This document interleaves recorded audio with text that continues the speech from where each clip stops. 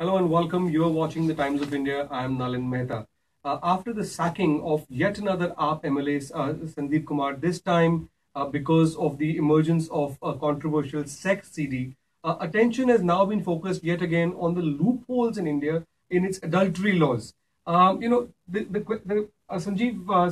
Singh is here, who tracks the political economy for the Times of India. Sanjeev, Kejriwal has sacked his minister because of what he called misconduct, I think. But I think that's right, right?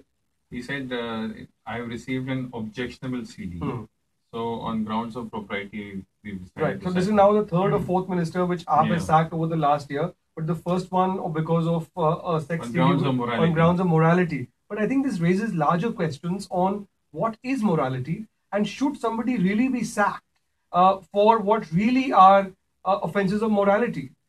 Yeah, of course. I mean, there's a larger debate. But if we talk about Sandeep Kumar, he has said a lot of things in his defense. I mean, the fact that he said that this CD was made before he was married.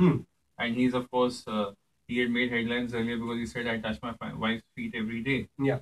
Also, the fact that some people have been saying that it was an act, it was a consensual act. And so if it was an act of it was an act of consensual sex, if it was done when it was unmarried, even if it was done when he was married, that may be morally reprehensible to a lot of people. But does that make it a sackable offence?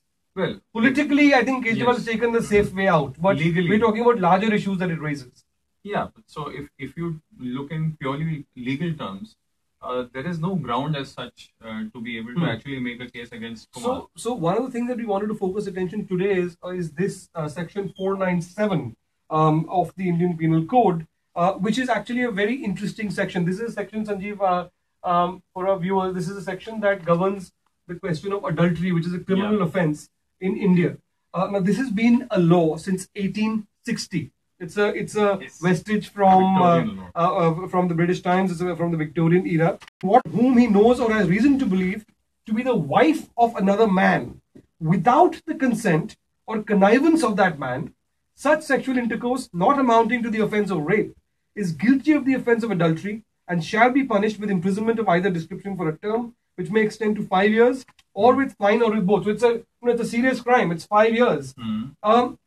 In such cases, the wife shall not be punishable as an abettor.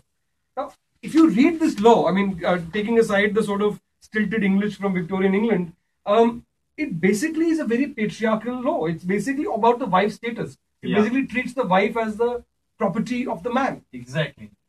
And it seems to regard adultery as the theft of a wife from a man. Yes. In fact, a lot of times people have gone to court, but they've simply not been able to. Various governments have come and gone, but they've not been able to amend the law suitably and make it like gender equal. Because the other crucial issue is that it only deals with situations where women commit adultery. It does not deal with situations where men commit adultery.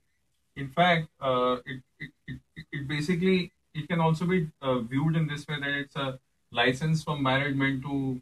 So if you sleep with an unmarried woman, then that's not a thing. But if you sleep with a married woman, it's an offence because it might offend the husband of the wife. Because she is viewed as his but property. She has no agency. It's only the men who have agency in this. It's a very patriarchal, outdated law. So under this under section 497, women actually can't file a complaint. Right. So only men who can be aggrieved in this law. I mean, in that sense, it's a much older kind of notion which treats women as inferior to men and as somehow the property of their husband. Yeah, in fact, even earlier, there was a committee set up to review if at all any changes or amendments. The Malimat committee. Yeah. And there was just one female member on that committee, and she had not agreed with the view to carry on the law in the similar way. And she said that we can make certain changes to make it more gender equal. But unfortunately, that did not happen. The other point I want to make, Sanjeev, here is that a number of now the fact that this is a very outdated, very archaic law has been known in legal circles for a very long time. There's been a long debate about it.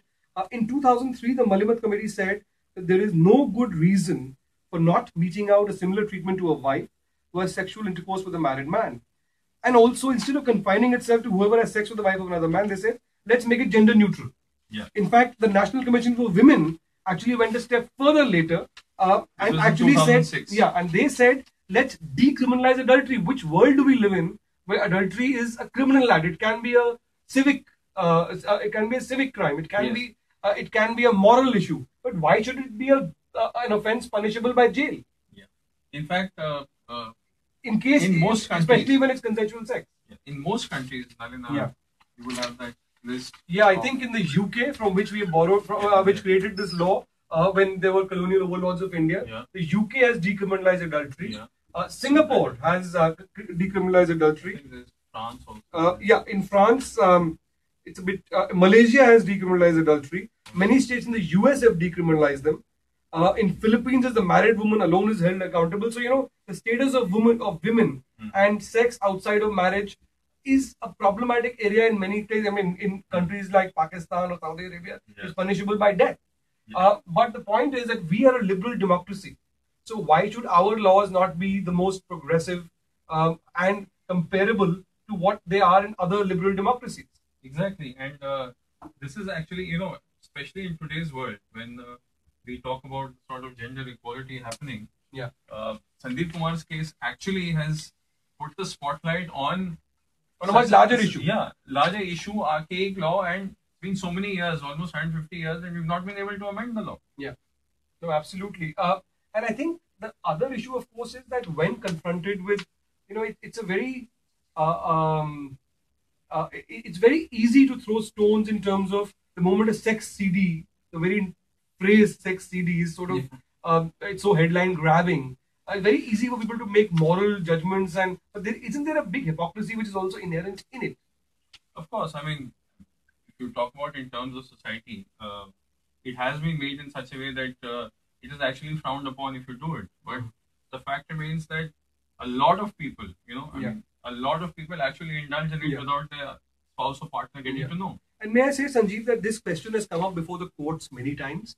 In fact, about a few years back, the Supreme Court also gave a ruling. The Supreme Court said that there has been a big debate about Section 497 for a very long time.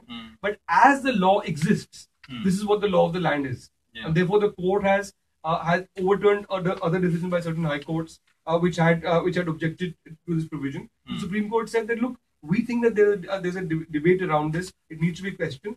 But that, unless the law is amended, they are bound to uphold that law. Yeah. So the problem is in the structure of the law itself, as far as this particular provision is concerned, which is from 1860.